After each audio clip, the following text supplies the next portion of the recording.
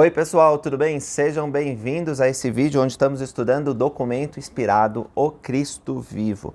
E nós conversamos sobre os apóstolos do Senhor Jesus Cristo, como eles têm a função de testificar sobre o Senhor.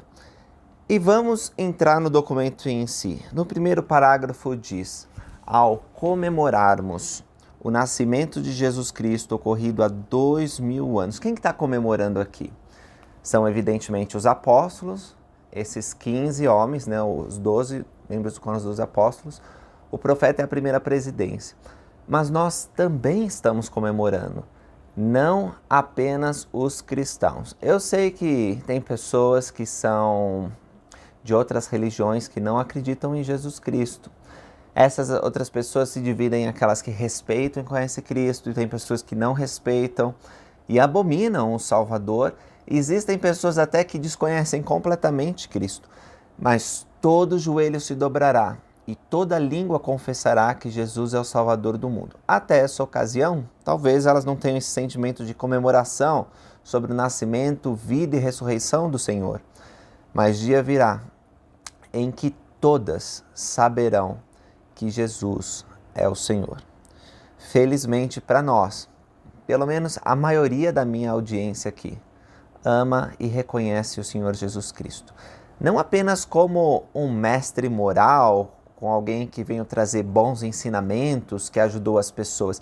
Infelizmente existem pessoas que desprezam aquilo que Mateus, Marcos, Lucas e João se esforçaram tanto para preservar, que os profetas, desde o começo do mundo, têm testificado, que o Velho Testamento, o Livro de Mórmon, Pérola de Grande Valor, Doutrina e Convênios em nossos dias, tão abundantemente nos revelam que Jesus Cristo é muito mais do que um homem, muito mais do que um profeta, muito mais do que um pensador revolucionário. Ele não foi apenas um rabi com um grupinho de discípulos que tentou fazer uma revolução moral.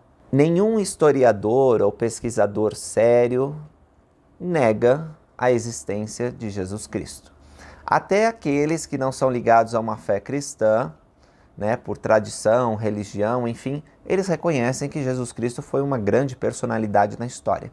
Mas para nós não é suficiente acreditar que houve um homem chamado Jesus Cristo. Para nós, Jesus Cristo era Deus entre os homens. Ao falar sobre isso, eu quero deixar bem claro que o fato de Jesus Cristo ser unigênito, né, por ter nascido por meio de um milagre, uma virgem concebeu e deu à luz ao Salvador do mundo. Então ele tinha a parte divina do Pai Celestial e a parte mortal de Maria. E apesar disso, Jesus Cristo não era um ser que abusava do poder da divindade que possuía. Ele só usou o poder da divindade quando havia extrema necessidade, como por exemplo para realizar expiação, porque se uma gota de sangue saísse de nós em expiação por nossos pecados ou de outro, nós morreríamos. O corpo ia falhar, não tem como aguentar a dor que ele suportou. Então ele precisou usar a parte divina dele para perpetuar a vida, embora a dor fosse imensa. E na verdade não dá para medir tanta dor e sofrimento que ele teve na ocasião do jardim do Getsemane, na cruz também do Calvário. Ao realizar esse sacrifício infinito e eterno, era preciso que ele tivesse uma parte infinita e eterna, senão ele não ia aguentar. Agora, eu falo isso porque existem pessoas que acham que Jesus Cristo ele se esquivava de algumas dores, né? Às vezes a gente fala assim: Jesus Cristo ele pôde fazer isso porque ele era Cristo. Ele não cometeu nenhum pecado porque ele era Cristo, mas ele era capaz de sentir a tentação, e tentações fortíssimas. Ele passou por problemas, foi desprezado. A família não acreditou dele no primeiro momento. Não Maria e José, né? Mas os irmãos, a gente sabe lá que os irmãos no começo não acreditaram em Cristo. As pessoas do povoado diziam: esse não é o filho do carpinteiro? Esse não é Nazareno? O que ele está querendo? Está querendo falar alguma coisa aqui? Ele não é o Messias. Mas Cristo... E isso não pode ser negado. Muitas pessoas negam, né? Historiadores. Ele disse claramente: eu sou o Cristo. Ele disse: antes que Abraão existisse, eu sou, ou seja, eu sou Jeová. Então, não tem como você... Você conhece algum outro líder moral, líder religioso, que diga, eu sou o Messias, eu sou o... Posso pensar nos grandes líderes da história do mundo, Maomé, Buda, qualquer que seja o reformista, o pensador, o filósofo, eles não dizem que são o Cristo, que são o caminho, a verdade e a vida. Eles tampouco reuniram um grupo de discípulos e começou a proclamar que aquele Messias, aquele mestre havia ressuscitado dos mortos. Você pode encontrar falsos cristos, é verdade, isso tinha sido previsto e isso tem acontecido desde sempre. O próprio Satanás, quando apareceu para Moisés, disse, eu sou unigênito, adoro-me. Olha só, ele não é unigênito, ele é filho de Deus no sentido que todos nós somos filhos espirituais, mas ele não foi escolhido para ser nosso Salvador. E ele quer nos enganar com relação ao Messias e ao papel que ele tem e como pensamos a respeito do Messias.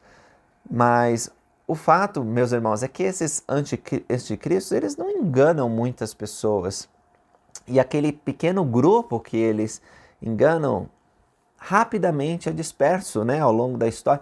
Você vê, nós temos um que se diz o Cristo no Brasil. E é motivo de chacota, de piada. Nós temos que respeitar a liberdade que eles têm de adorar e de pensar em questões religiosas da forma que quiserem. Mas nós não podemos admitir que o verdadeiro Cristo seja confundido.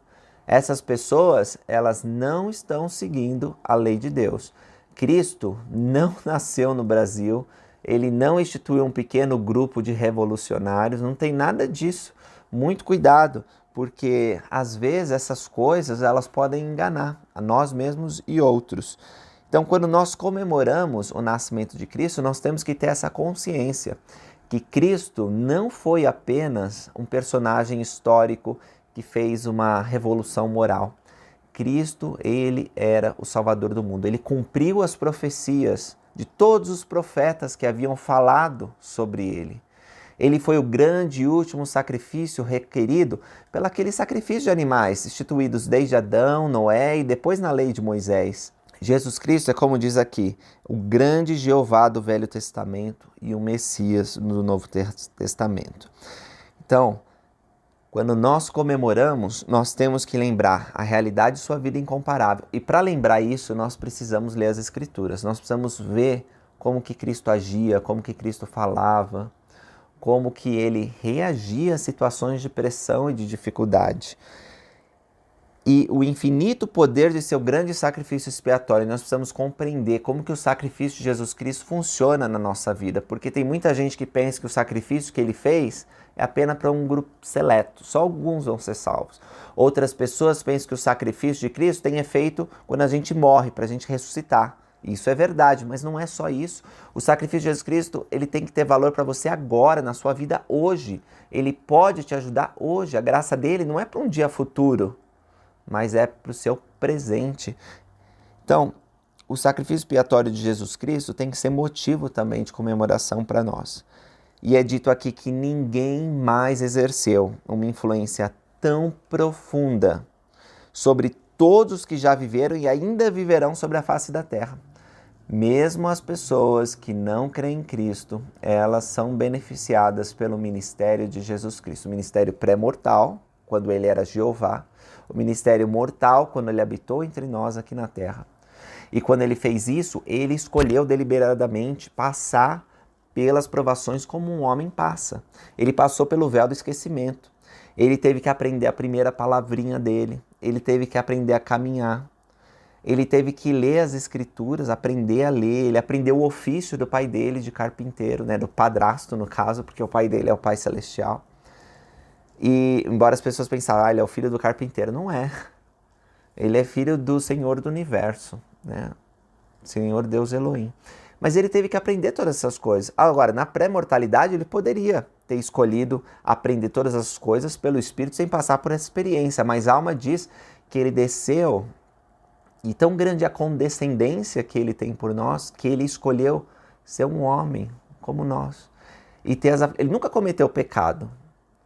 Então, a ascensão dele, o crescimento foi muito mais rápido. E aos 12 anos, nós sabemos que ele já tinha uma consciência muito grande sobre quem ele era. Tanto que ele disse para Maria e José, eu tinha que cuidar dos negócios dos meus pais. Quando ele estava respondendo perguntas lá dos doutores da lei.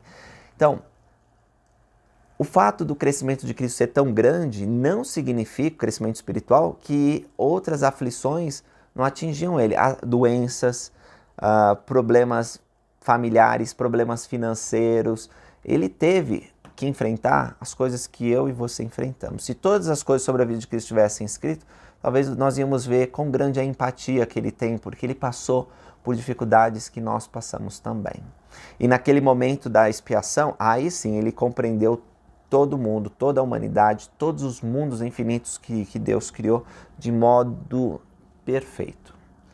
E essa doutrina para mim soa como uma das mais amorosas de todas. Jesus Cristo, Filho unigênito de Deus, parte Deus, parte homem, decide passar as aflições como homem e nunca recorrer ao poder divino. Você lembra que Satanás, numa das tentações, disse: joga daqui porque os anjos vão te pegar? De fato, se ele fizesse, se ordenasse que legiões de anjos viessem lá, poderia salvá-lo. Quando Pedro, corta a orelha do soldado lá, e aí Jesus diz para ele: eu poderia chamar anjos para virem aqui. Eu poderia impedir tudo isso. Eu tenho todo o poder. Mas eu escolhi passar por essas aflições. Eu permiti que me traíssem. Eu permiti que me levassem na prisão, que colocassem uma coroa de espinhos sobre minha cabeça. Eu permiti que eles me levantassem na cruz. Eu permiti que os homens cuspissem, me dessem vinagre em vez de água e de que fizessem todo o mal. E eu fiz todas essas coisas porque eu escolhi sofrer segundo a carne, para que eu saiba como socorrer todas as pessoas. Assim como o Filho do Homem foi levantado, todos podem ser levantados. Ele sabe o caminho, porque ele passou pelo caminho. Então, irmãos, ao lembrarem da influência de Jesus Cristo, tenham gratidão pela vida exemplar dele. Por ele, apesar de ser tentado a falar coisas ruins, nunca proferiu uma palavra que fosse desagradável. Sabe quando alguém faz mal para você e aí surge aquela oportunidade de você falar mal da pessoa só para dar uma vingada, só para falar, ele merece mesmo, ele fez isso. Cristo nunca cedeu a esse tipo de coisa. Sabe quando alguém magoa você, te dá um calote, não paga, não devolve, faz uma coisa que é ruim para a tua família, que deixa a tua reputação lá embaixo, falam mal do seu nome? Então, Cristo passou por isso, mas ele nunca teve um sentimento de vingança. Sabe aquele negócio que a gente tem? É meu direito ter essa comida, é meu direito ter esse salário, é meu direito, quando você aponta o dedo e fala é meu direito. Então, Cristo nunca foi assim. Ele sempre foi manso, humilde, defendendo o que é certo, é verdade, mas muitas vezes ficando calado diante da oposição ferrenha que se levantava contra ele. Quando ele leu a Escritura de Isaías, que falava sobre o Messias, ele disse: a Escritura se cumpriu sobre os seus ouvidos hoje. As pessoas ficaram muito nervosas, levaram ele para fora querendo matar, e ele apenas saiu. Então, esse tipo de atitude de Jesus Cristo é o que nós comemoramos aqui, ao lembrar do Cristo vivo. E mais, Jesus Cristo, ele se levantou dos mortos, ele cumpriu todas as profecias referentes à vida e salvação. Assim como ele foi batizado, isso simboliza uma nova vida, ele se levantou da tumba ao terceiro dia, possibilitando que todas as pessoas tenham uma nova vida. É isso que nós comemoramos. O Cristo que apareceu na nossa dispensação em resposta à oração de um jovem humilde, que estabeleceu a igreja dele em preparação às grandes dificuldades que estão acontecendo hoje e à segunda vinda e milênio do Senhor. Então, esse tipo de Cristo é que nós vamos conversar nessas próximas aulas. Eu agradeço por vocês terem assistido esse vídeo. Vou deixar uma designação aí para que vocês possam cumprir na descrição do vídeo. Ao estudar essas designações, vão estar mais preparados para a próxima aula, tá? Que eu pretendo falar mais a respeito de Jeová do Velho Testamento e o Messias do Novo Testamento. Especialmente Mateus, ele sempre procura provar como que Jesus Cristo está cumprindo as profecias. E nesse ano no Velho Testamento nós temos estudado muito sobre Jesus Cristo E vamos estudar ainda muito mais, porque só começamos o Velho Testamento. Então, muito obrigado por terem assistido, por curtirem esse vídeo, por comentarem. Encontro vocês numa próxima oportunidade. Até mais.